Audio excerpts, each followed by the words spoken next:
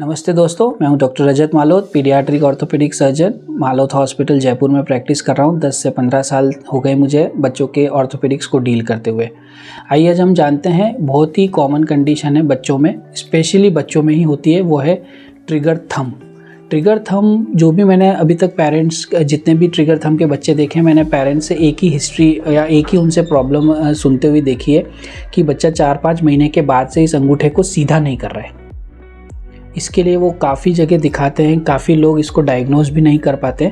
जो इसमें most important चीज़ ये है कि ये जो ट्रिगर थंब है ये होता तो जन्म से ही है, बट इसका जो प्रेजेंटेशन मेनली जो पेरेंट्स नोटिस करते हैं वो अराउंड 5 to 6 मंथ्स के बाद से होता है।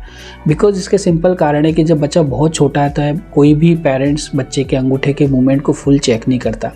दूसरी चीज़, मोस्ट ऑफ द जो न्यूबॉर्न बच्चे होते हैं उनकी सारी उंगलियां बच्चे हमेशा मुड़ा के ही रखते हैं, तो हमें इस बीमारी को शुरू में पकड़ने में काफ़ी दिक्कत आती है। 5 से 6 महीने का जब बच्चा होता है, कोई चीज़ को उठाने लगता है, तब पता लगता है कि जो बच्चे का थंब है वो पूरी तरीके से स्ट्रेट नहीं हो रहा, इंस्टेड ऑफ दिस वो हमेशा मुड़ा हुआ सा है। इस केसेस में बच्चे कई बार वो सोचते हैं पेरेंट्स की कोई चोट लगने की वजह से मुड़ा हुआ है, या फिर कई बार ये सोचते हैं कि हमने कोई अलग मूवमेंट तो नहीं कर दिया जिसकी वजह से ये मुड़ नहीं रहा। तो उस केसेस में हमें जो इम्पॉर्टेंट चीज़ें ये ध्यान रखनी है कि जब भी अंगूठा मुड़ा हुआ रहता है, मोस्ट लाइकली ये ट्रिगर थंब भी होता है।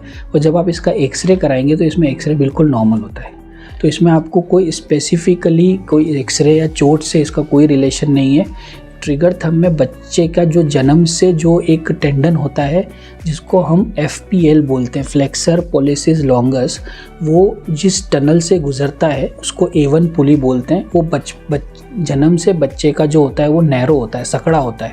इसकी वजह से ये जो टेंडन है जो इसको मूव करने में हेल्प करता है, वो पूरी तरीके से नॉर्मल मूव नहीं कर पाता, और उसकी वजह से वो इस जगह पे लॉक हो जाता है। तो बच्चे का इसमें इम्पॉर्टेंट चीज़ है कि उसको प्रॉब्लम तो इस जॉइंट पे है, बट वो जो पुली है वो थंब के बेस पे होती है।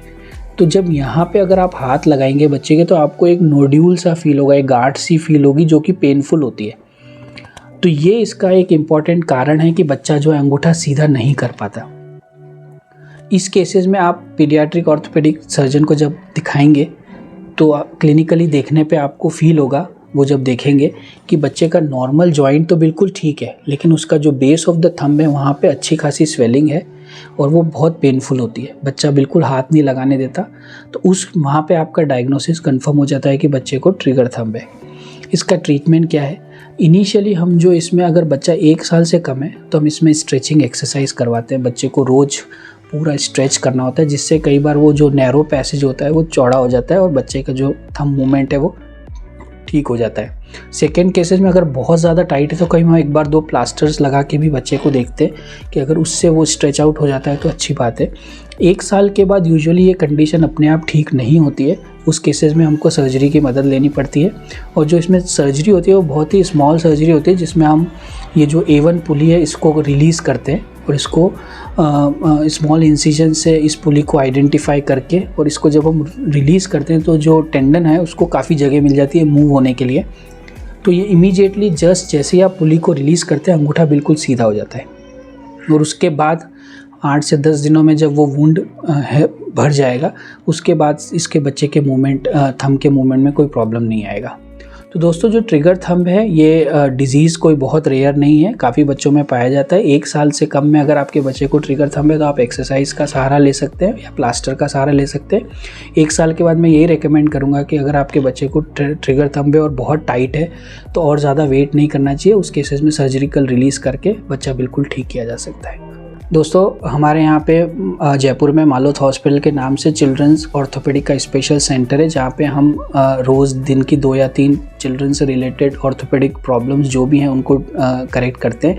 यदि आपके बच्चे को लगता है किसी भी प्रकार की बर्थ रिलेटेड या डेवलपमेंटल कोई भी बोन एंड जॉइंट डिफेक्ट है, डिफॉर्मिटी है, तो आप हमसे संपर्क कर सकते हैं, और हम इस चीज़ में स्पेशलाइजेशन है और जो भी लेटेस्ट टेक्नोलॉजी है उससे इनका ट्रीटमेंट करते हैं।